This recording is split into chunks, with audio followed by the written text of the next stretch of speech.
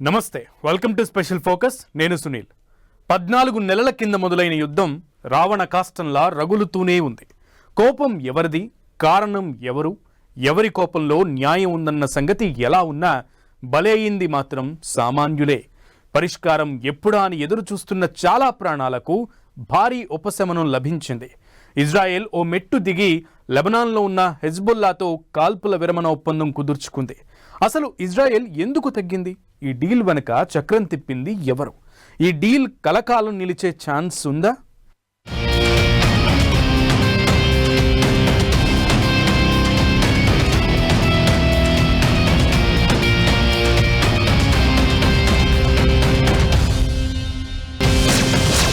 కాల్పుల విరమణ డీల్ వెనుక ఏం జరిగింది? ఒప్పందం వెనుక చక్రం తిప్పింది ఎవరు? ఇజ్రాయిల్ హిజ్బుల్లా యుద్ధానికి బ్రేకేనా? ఈ ఒప్పందం కలకాలం నిలిచే ఛాన్స్ ఉందా? ఇజ్రాయిల్ దూకుడు సంధిస్తున్న ప్రశ్నలేంటి? అమెరికా, ఫ్రాన్స్ మధ్యవర్తిత్వంతో లెబనాన్లోని హెజ్బుల్లాతో ఇజ్రాయిల్ చేసుకున్న కాల్పుల విరమణ ఒప్పందం ఈ నెల 27 తెల్లవారుజాము నుంచి అమల్లోకి వచ్చింది. ఈ ఒప్పందం 60 రోజుల కాల్పుల విరమణకు పిలుపునిచ్చింది. హిజ్బుల్లాతో 14 నెలల కింద ఇజ్రాయిల్ యుద్ధం మొదలుపెట్టింది. అప్పటి నుంచి లెబనాన్ జనం ప్రశాంతంగా నిద్రపోయిన రోజు లేదు. 2023 అక్టోబర్ 7న ఇజ్రాయిల్ పై హమాస్ దాడులు చేసిన తర్వాత దక్షిణ లెబనాన్ నుంచి ఇజ్రాయిల్ పై హిజ్బుల్లా అటాక్ చేయడం స్టార్ట్ చేసింది. అప్పటి నుంచి ఇజ్రాయిల్ హిజ్బుల్లా మధ్య పరిస్థితి రావణ కాష్టంలా మారింది. లెబనాన్లోని హిజ్బుల్లా స్థావరాలను లక్ష్యంగా చేసుకుని ఇజ్రాయిల్ భారీ ఎత్తున దాడులు చేస్తోంది.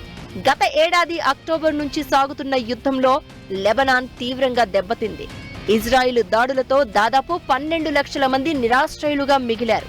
3700 మంది ప్రాణాలు కోల్పోగా వీరిలో ఎక్కువ శాతం మంది పౌరులే. అయితే ఎట్టకేలకు ఇజ్రాయిల్ ఓ మెట్టు దిగి వచ్చింది. కాల్పుల విరమణ ఒప్పందానికి అంగీకరించింది. Hezbollah that is Lebanon or Iran చూసినా సరే వాళ్ళ ఇంట్రెస్ట్ కూడా ఇందులో ఉంది. సీజ్ ఫైర్ ఎంత త్వరగా జరిగితే అంత మంచిదనేసి. కానీ బేసికలీ వెనకాల బిహైండ్ ద సీన్స్ అవనండి, డైరెక్ట్ పబ్లిక్ అవనివ్వండి, యునైటెడ్ స్టేట్స్ ఆఫ్ అమెరికా దీంట్లో ఇన్వాల్వ్ అయింది. దానికి సపోర్ట్గా ఫ్రాన్స్ కూడా వచ్చిందని మనకు తెలుస్తుంది. ఐక్యరాజ్య సమితి భద్రతా మండలి తీర్మానం 1701 ఆధారంగా కాల్పుల విరమణ ఒప్పందం జరిగింది.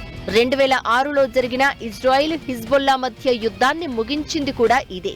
1701 తీర్మానం ప్రకారం లిటానీ నదికి దక్షిణ ప్రాంతంలో లెబనీస్ ప్రభుత్వ యుఎస్ శాంతి పరిరక్షక దళం తప్ప ఎలాంటి సాయుధ గ్రూపులు, ఆయుధాలు ఉండకూడదు. అయితే నిబంధనలను ఉల్లంఘించారని 2 వర్గాలు ఆరోపణలు చేసుకున్నాయి. అయితే ఈసారి ఉల్లంఘనలను గుర్తించడానికి యుఎస్ శాంతి పరిరక్షక దళం లెబనాన్, ఇజ్రాయెల్తో కూడిన ప్రస్తుత పర్యవేక్షణ వ్యవస్థలో అమెరికా, ఫ్రాన్స్ చేరే ఛాన్స్ ఉంది. అమెరికా యుద్ధ దళాలు ఏ ప్రాంతంలో ఉండవు. అయితే ఫ్రెంచ్ మిలిటరీతో కలిసి పనిచేసే లెబనాన్ సాయుధ దళాలకు అమెరికా సైనిక మద్దతును అందించనుంది. లెబనాన్, ఇజ్రాయిల్ మధ్య అనధికారిక సరిహద్దు ప్రాంతంతో పాటు లిటానీ నదికి మధ్య ఉన్న ప్రాంతం నుంచి తన ఫైటర్లను, ఆయుధాలను హిజ్బుల్లా తొలగిస్తోంది. ఆ ప్రాంతాన్ని లెబనాన్ సైన్యం ఆధీనంలోకి తీసుకుంటుంది. ఆయుధాలు, సైనిక నిర్మాణాలు తొలగిస్తారు. ఇజ్రాయిల్ సరిహద్దుల్లో ఎక్కడైతే హిజ్బుల్లా బలగాలు ఉన్నాయో ఆ స్థానంలోకి లెబనాన్ దళాలు వస్తాయి.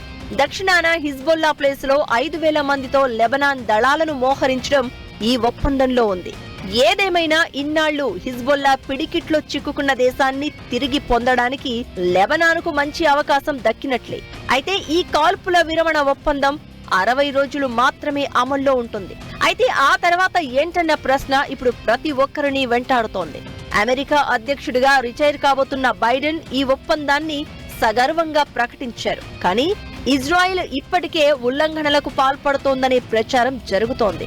అయితే త్వరలోనే ఈ పరిస్థితులన్నీ మారి కాల్పులు నిలిచిపోతాయని అనుకున్నా ఆ శాంతియుత వాతావరణం ఎంతకాలం ఉంటుందనే ప్రశ్న ఇంకా అందరిలోనూ ఉంది. ఇకటు లెబనాన్ తీరు మీదే ఒప్పందం ఆధారపడి ఉంటుందని, కాస్త తేడా కొట్టినా ఈసారి దాడులు ఊహించడానికి కూడా భయపడేలా ఉంటాయని ఇజ్రాయెల్ ప్రధాని చేసిన వ్యాఖ్యలు మరింతగా వణికిపోయేలా చేస్తున్నాయి. 2006లో ఓసారి ఒప్పందం జరిగింది. 17 ఏళ్లకు ఆ అగ్రిమెంట్ బ్రేక్ అయింది. మళ్లీ ఇప్పుడు కాల్పుల విరమణ ఒప్పందం కుదిరింది. ఇదైనా శాశ్వతంగా ఉంటుందా, లేదంటే జస్ట్ బ్రేక్ మాత్రమేనా అనే చర్చ జరుగుతోంది. నిజానికి ఇజ్రాయెల్ తో హమాస్, హిజ్బుల్లా సంధి కోసం చాలా దేశాలు చాలా కాలంగా ప్రయత్నాలు చేస్తూనే ఉన్నాయి. US, UK, France, Egypt, Turkey, Arab దేశాల్లాంటివి కీలకంగా వ్యవహరిస్తూ ఉన్నాయి.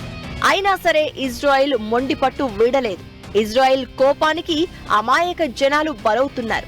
ఇది ఆ దేశ ప్రధాని నెతన్యాహు మెడకు చుట్టుకుంటోంది. అంతర్జాతీయ క్రిమినల్ కోర్టు నెతన్యాహుపై అరెస్ట్ వారెంట్ జారీ చేసే వరకు వెళ్లింది. అయితే కాల్పుల విరమణకి ఇంటర్నేషనల్ క్రిమినల్ కోర్టులో ఇజ్రాయెల్ చేసుకున్న ప్రతి ఒప్పందం వెనుక ఓ స్వార్థం ఉంటుంది. స్వార్థం ఎప్పుడూ ఒప్పందానికే దారితీస్తుంది. ఇలాంటి స్వార్థమే ఈ కాల్పుల విరమణ ఒప్పందం వెనుక ఉందా? అసలు మరో 1.5 రోజుల్లో అధ్యక్ష పదవి నుంచి దిగిపోయే బైడెన్ ఈ సీజ్ ఫైర్ విషయంలో ఎందుకు అంత యాక్టివ్గా కనిపించారు? ఈ డీల్ ఎఫెక్ట్ ట్రంప్ మీద ఎలా పడే ఛాన్స్ ఉంది? అసలు హెజ్బుల్లా ఎందుకు అంగీకరించింది? కాల్పుల విరమణ ఒప్పందంపై ఇజ్రాయెల్ జనాలు ఏమనుకుంటున్నారు?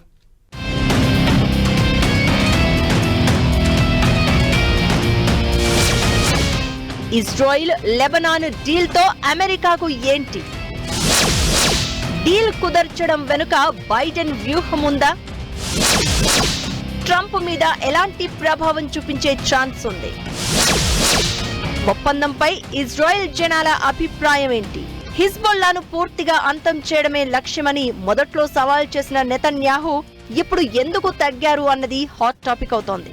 ఇంటర్నేషనల్ క్రిమినల్ కోర్టు వారెంట్ తో ఒత్తిడితోనే ఈ నిర్ణయం తీసుకున్నారు అన్నది మరికొందరి వాదన. ఇక నెతన్యాహు మద్దతుదారుల్లో 80% కంటే ఎక్కువ మంది ఒప్పందాన్ని వ్యతిరేకిస్తున్నట్లు తెలుస్తోంది. 37% మంది ఇజ్రాయెల్లో కాల్పుల విరమణకు అనుకూలం కాగా 32% మంది వ్యతిరేకంగా ఉన్నారని సమాచారం. ఏమైనా గత 2 ఏళ్లుగా ఇజ్రాయెల్ యుద్ధాలతోనే గడుపుతోంది. సైన్యం పూర్తిగా అలిసిపోయింది.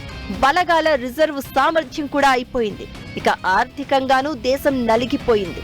వేల మంది ఇజ్రాయలీలు డిస్ప్లేస్ అయ్యారు. దీంతో యుద్ధానికి కాస్త బ్రేక్ ఇవ్వడమే కరెక్ట్ అని నెతన్యాహు ఆలోచించి ఉండొచ్చు. అయితే ఇంత కష్టం ఉన్నా యుద్ధాన్ని ఆపడాన్ని ఇజ్రాయిల్లో చాలా మంది సమర్థించడం లేదు.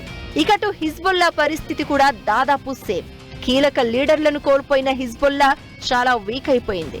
మౌలిక సదుపాయాలు పూర్తిగా దెబ్బతిన్నాయి. సపోర్ట్ గా ఉన్న హౌతీలకు అమెరికా చుక్కలు చూపిస్తోంది. దీంతో ఏమీ చేయలేని పరిస్థితి. దీంతో ఒప్పందానికి హిజ్బుల్లా ఓకే చెప్పేసింది.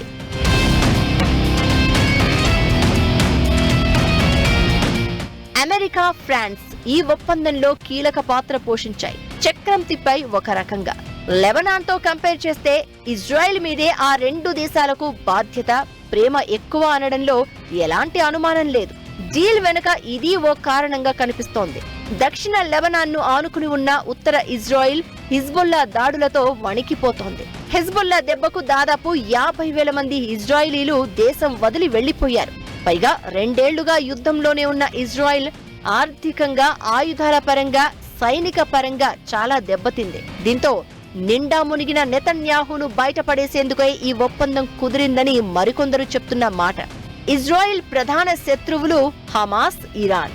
హిజ్బుల్లాతో ఎలాంటి టెన్షన్ లేకపోవడంతో మిగిలిన శత్రువులపై దృష్టి సారించే అవకాశం ఇజ్రాయెల్కు దక్కినట్లవుతోంది.